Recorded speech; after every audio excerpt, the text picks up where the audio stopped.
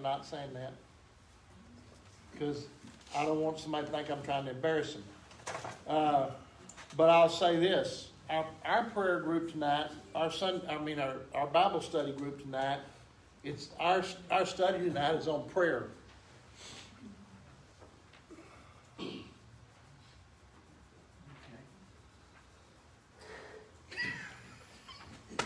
Guess she told you. In so many words. In yes. so many words. So many or words, no yeah. words. Or no words. Just, non-verbal communication. which meant she knew when she had her back to me what was going on. So she just thought she'd emphasize. Anyway, our study group tonight is on prayer. And there's some of us in here that need a lot of it. One of the, and as Brad was praying, one of the things I was thinking about, like I said, our study night's on prayer. I don't know what you're in, what group you're in, what y'all are looking at. But one of the things that we've been talking about in the preachers and the deacons and trustees and several other guys, what do we need to do to encourage people? So let me just start kind of at the top and do this real quick. If we don't come to church on Sunday morning and Wednesday evening, who are we discouraging besides the Lord? The preacher and the preachers. If we don't show up for Sunday school, who are we discouraging? Sunday school teachers.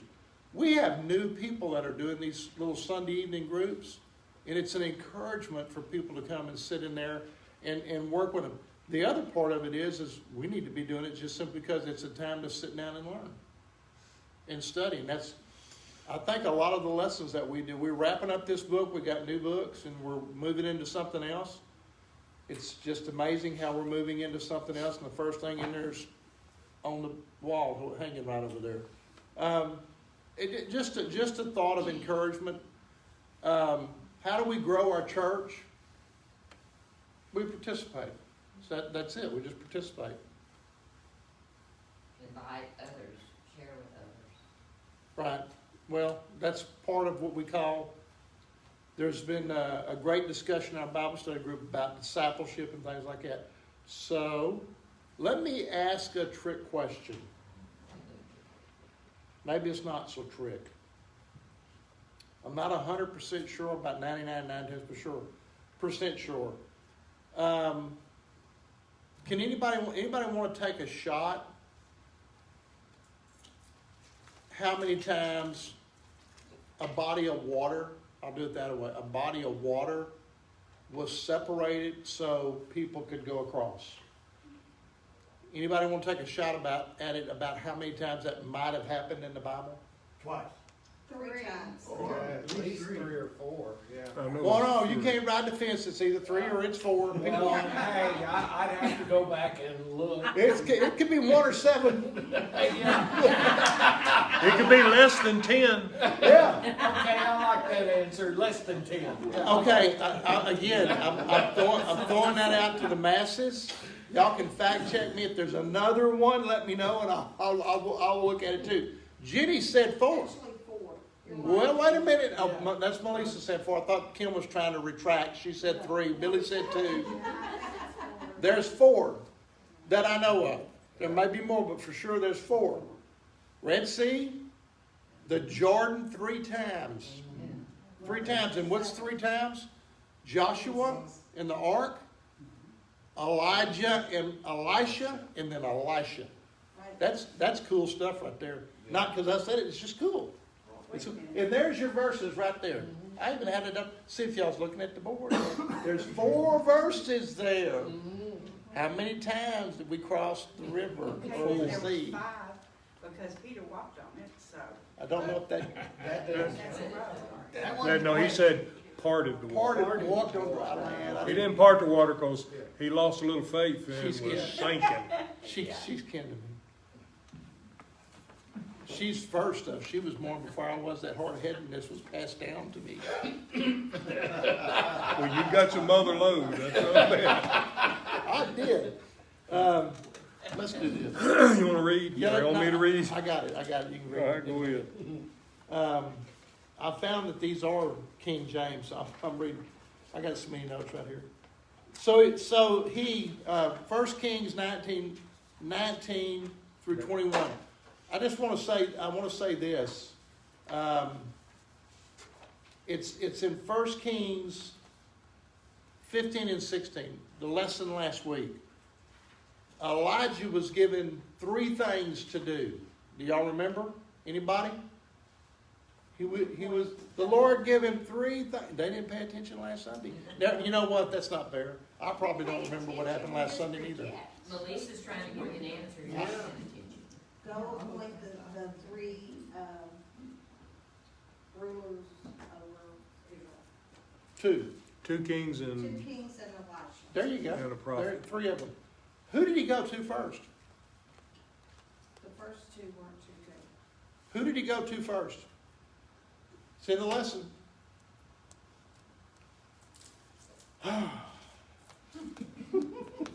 First Kings 19. 1 Kings 19. So he departed thence and found Elisha, the son of Shaphat, who was plowing with 12 yoke of oxen before him, and with the 12th and Elijah. Elisha passed by him and cast his mantle upon him. He went after Elisha first. Why? Because he wanted a friend. He wanted somebody to teach. He wanted somebody that would walk alongside of him. Okay? When he finds Elisha plowing, it says a 12th yoke of oxen. I guess there's 6 yokes and 2 apiece. That'd be 12, wouldn't it? Mm-hmm. And supposedly, if you looked at your lesson, that's a sign of great wealth. And the position he was in working those oxen meant he was in charge. he was with the 12th oxen, he was leading the oxen. So he's out there plowing, he's out there leading those oxen, and Elisha walks by and makes Elisha a prophet, a man of God, because he laid his cape on him. The answer to that is no. We need to start serving like juice or something in the morning. Or We could do calisthenics before. no, I can't do that no more. The 12 oxen showed great wealth. It showed when it made reference to Elisha being at the 12th oxen, meant he was the foreman, if you will. And it brought out in the lesson that being of great wealth, he didn't need to be in the field. Right? You hire people to do that. The fact that he was there working as foreman showed leadership, showed that he wasn't afraid to get his hands dirty. That's important. Your preacher's favorite term for something like that is, if the pastor is going to lead his sheep, then he ought to smell like one of his sheep. There you are. I mean, I don't know if that's an Indiana thing. I don't. I mean, some of the stuff. My daughter quit shaking her head about it. Sometimes he says stuff. She shakes her head, and me and Dad to do too. I said, like, I didn't teach him that. But to the point was, if you're going to lead, you need to be in there amongst them. And then there's this great argument about where's the best position to lead. Brad, where's the best? What? Wherever the Lord has Yep, that's true. But where's the best position to physically lead from? Go front.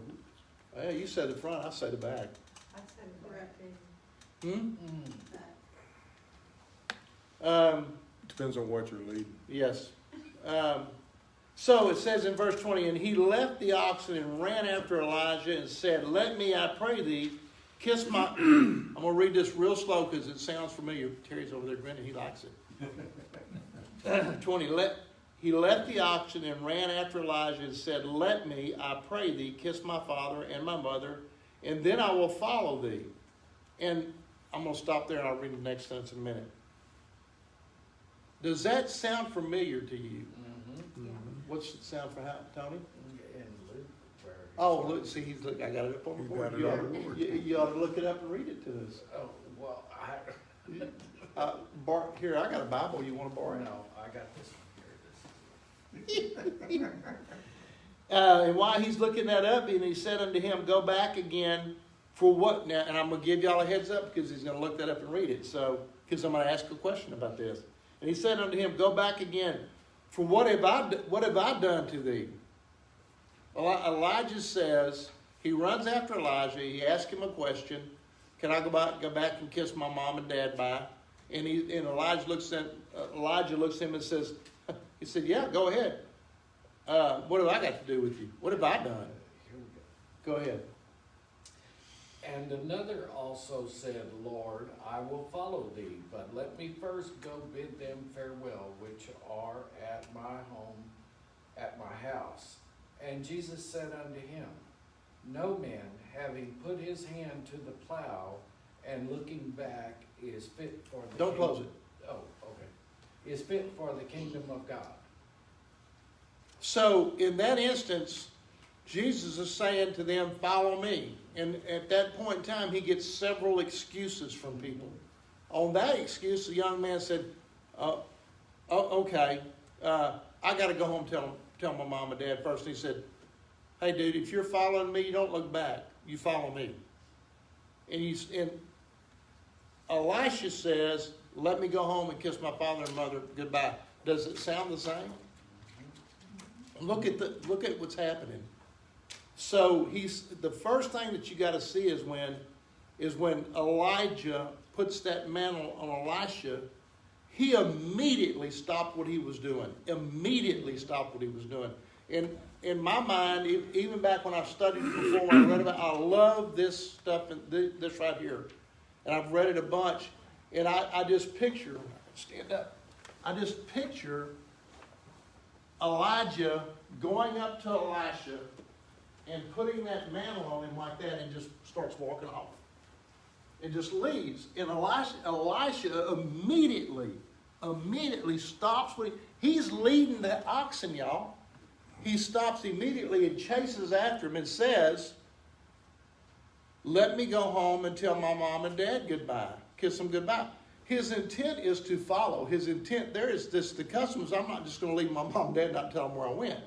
And the difference in that was the young man that told Jesus this, he didn't respond immediately. He responded with an excuse. Elisha responds with actions. He follows him immediately. And so that's the thing to do. Now, the second thing that's important here, and he said unto him, go back again, for what have I done to thee? What does it mean? What does it mean? What did it mean when Elijah put the mantle on Elisha? What did that mean? That made him God's man. That's correct. That signified that it was God's man, but it also, Elijah's saying, hey, that's my mantle. Yeah. That's symbolic, but the guy that's really in charge is the Lord. It's the same as Moses' staff. Yep. Yeah. It's a symbol, it's symbolic. That Symbolic mantle, gesture. there was nothing magical about that mantle. No. There was nothing magical about Moses' staff. That was all the Lord. But it's symbolic. No, just like Moses' staff touched the water, Elisha or Elijah's mantle touched the water. Quit getting ahead. Oh, sorry. Verse 21, he returned back to him and took a yoke of oxen, slew them, boiled the flesh with the instruments of the oxen, and gave them to the people they did eat. Then he arose and went after Elijah. He went after Elijah and ministered to him. What does that mean? He served him. What's the greatest thing that you can do? Is to serve. So that's one of the things that we've talked a lot about lately. We went to the Equip conference a couple of weeks ago, and that was the theme. The theme of that conference was the Great Commission, and going out and sharing the gospel, then serving. The thing that we need to figure out the things that we need to do in our church is when people come into this worship place, we need to find opportunities for those folks to serve. And the small group thing is an opportunity for other people that don't normally teach a class, don't normally get up in front of the congregation. It's an opportunity for them to step out and teach and lead a small group. That's it. That's good stuff. So he ministered to him. Everybody ought to have a knack or a want to. Everybody in here's got a gift. We've talked about this 1,000 times. We all have a gift. Are we using that gift, that talent that we have, or are we using it to minister to other people? And that's something that we should be thinking about. What's the importance of slaying the oxen? There you go. He slayed the oxen, he prepared the meat, he served it, he used the yokes, all the implements to prepare the meat. What's the importance of that? Walking away from what he had. Exactly. Remember, he's a wealthy man. By slaying 12 oxen, you got 12 oxen, you're somebody. Mm-hmm. And those 12 oxen are worth a lot of money. He slayed them, fed them to the masses, used all of the implements. He's making, the symbolic part of that is, I'm dropping everything I have right now and following you. I'm leaving all of that behind. And with no intent to come back. With no intent of ever coming back to it. He knew when he took up that mantle, when that happened, when it was his, there was no return. That was going to be his life going forward.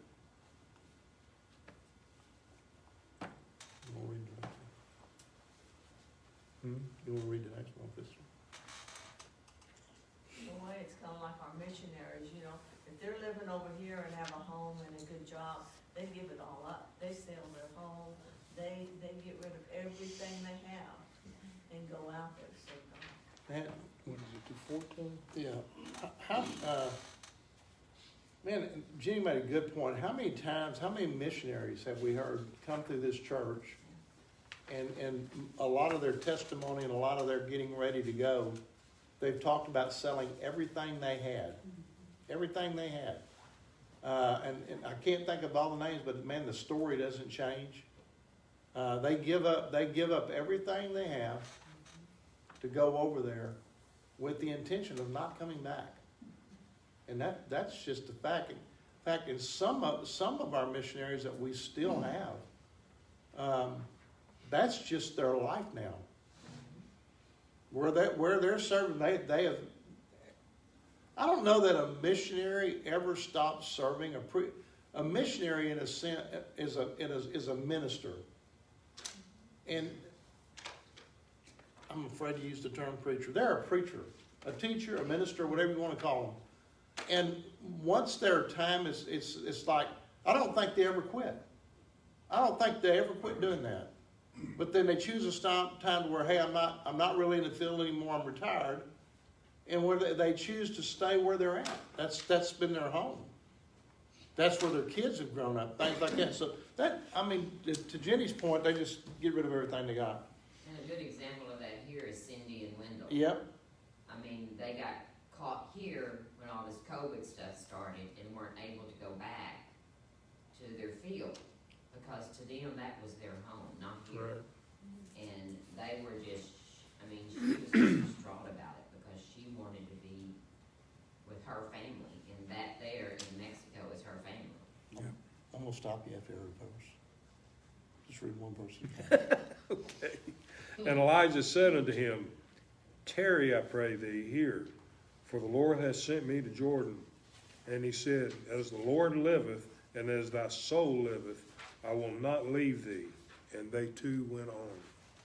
So, I was just whispering over here to Brad. I said, you just read one verse and stop. It's important, that last sentence is important for us to read and understand. It didn't matter what Elijah told him. He wasn't going to leave his side. Period. End of story. is there anybody in your lifetime that you're that away with? I'll stop. Go ahead.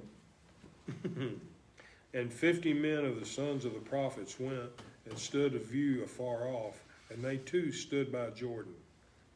Now those, Go ahead. they explained in the lesson, if you read your lesson, the sons of the prophet they're talking about, evidently this was a prophet school that Elijah was in charge of. Yes.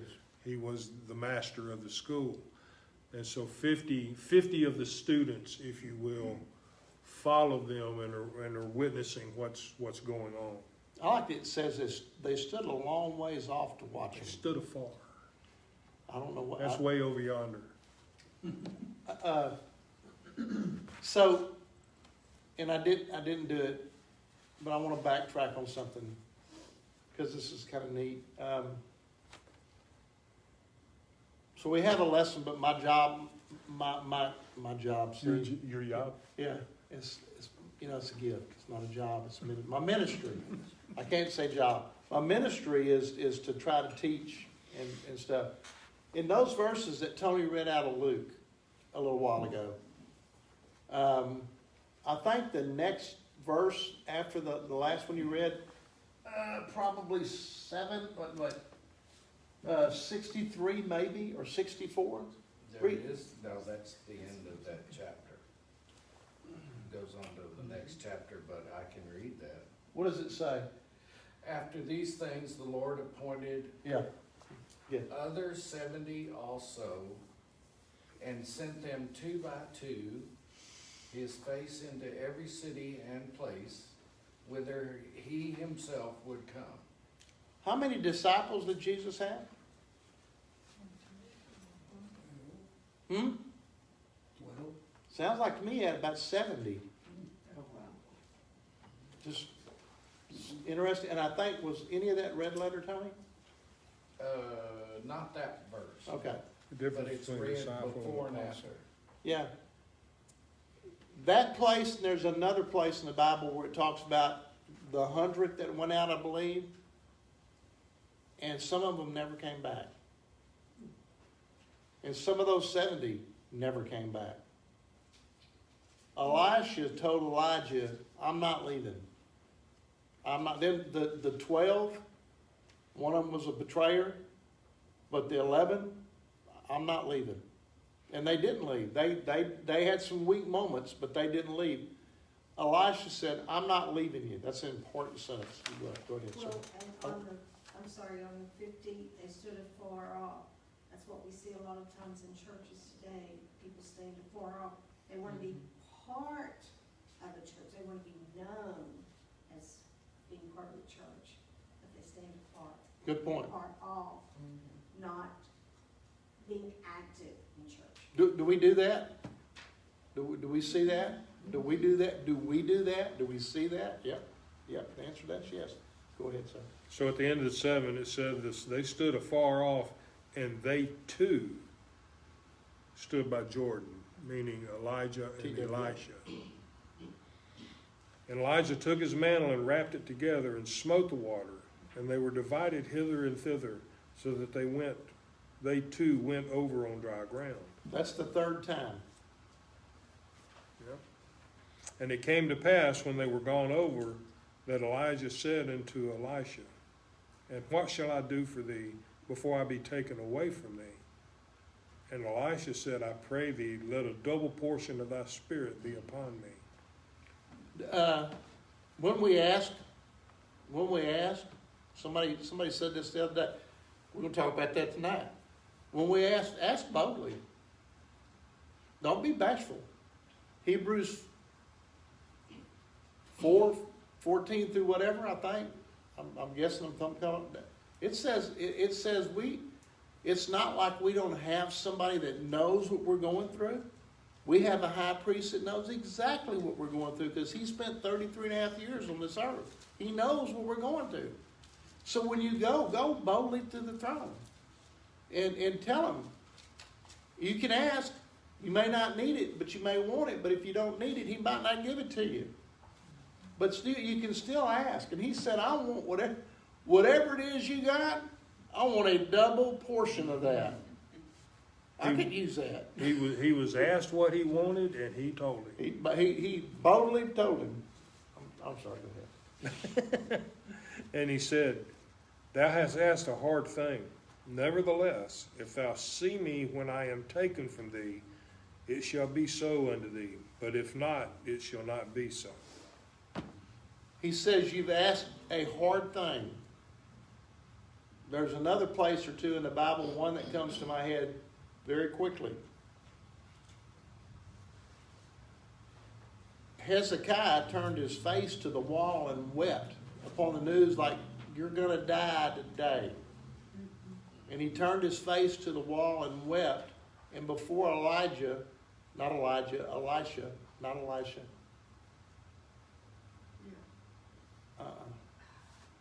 Isaac, not Jeremiah. Anyway, Hey, prophet.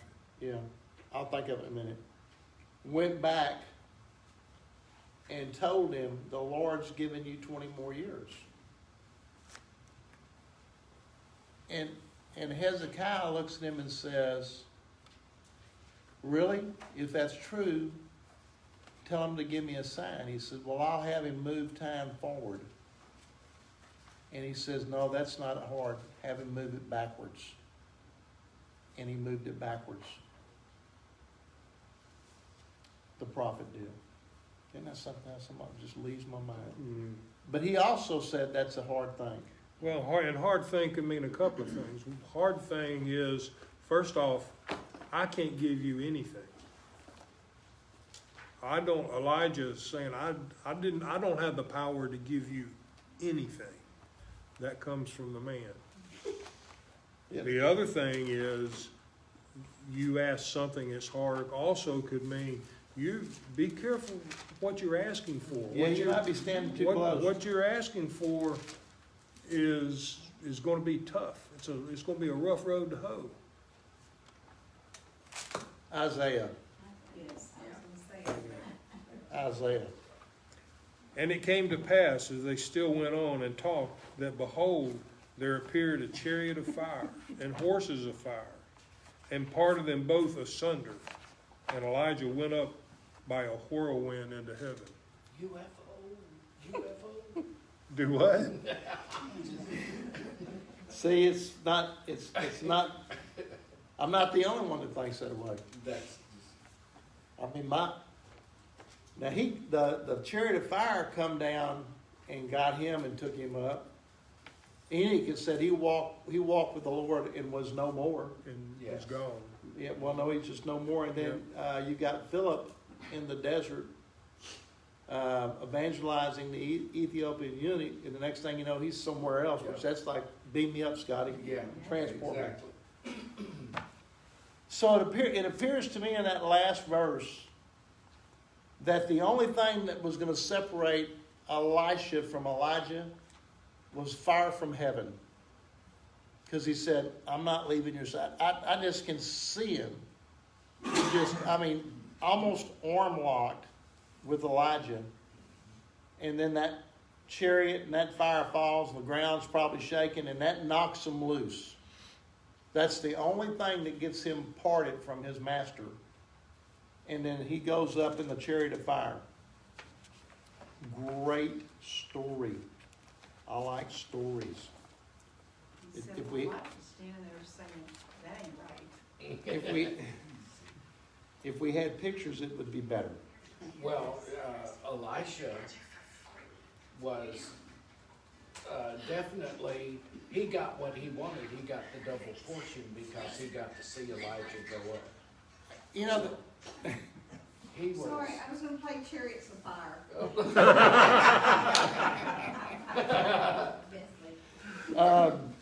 to Tony's point,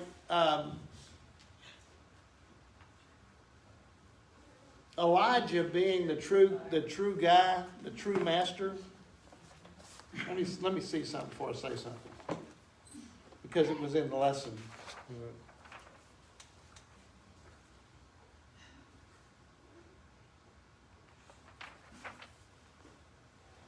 He told him, he said, you've asked me a hard thing. Who's in control of that chariot of fire? God is. Who's in control of anything that Elijah does? God is.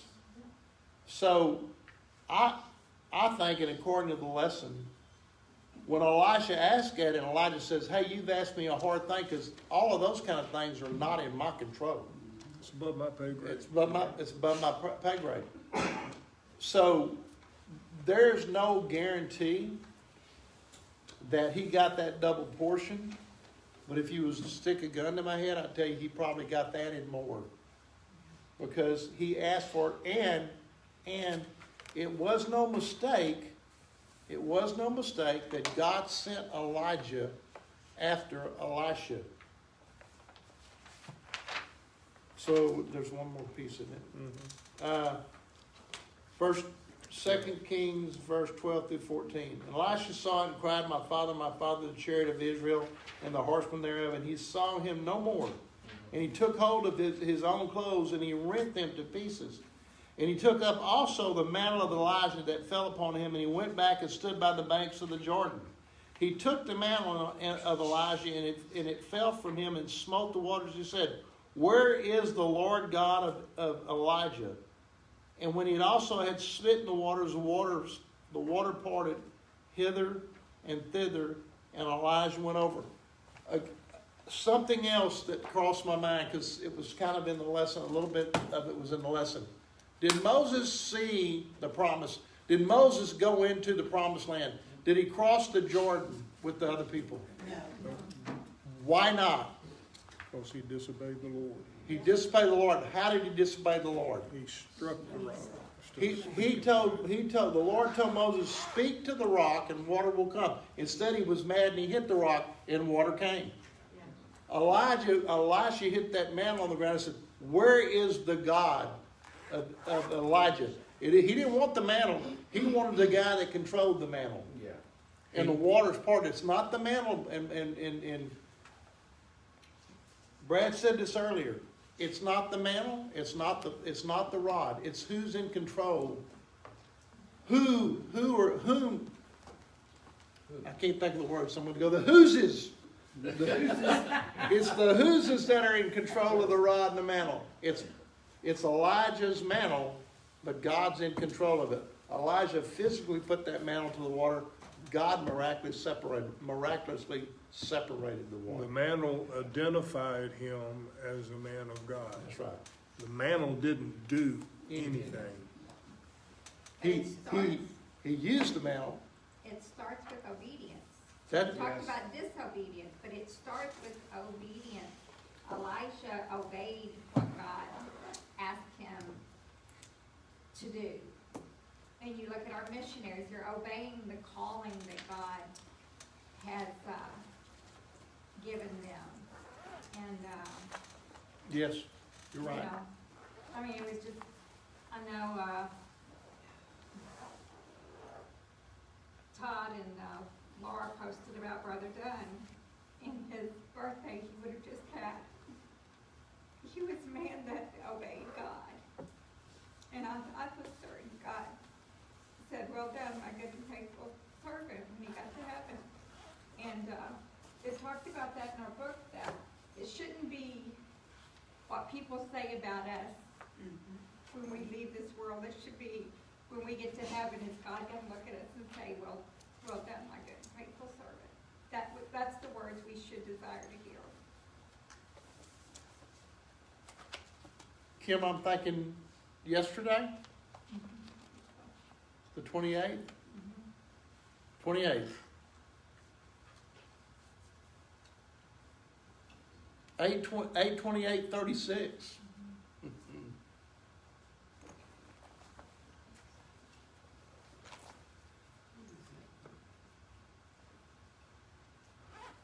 Billy closes. Heavenly Father, thank you so much for bringing us together today. It's our pleasure and privilege to learn more about your word and study a little bit deeper than what we hear in a sermon. just thank you for giving all this information and opportunity to us. We ask that you be with the preacher today as we go through the service. We ask that if there's any lost soul here today, that they not go home without you. We ask this in your name.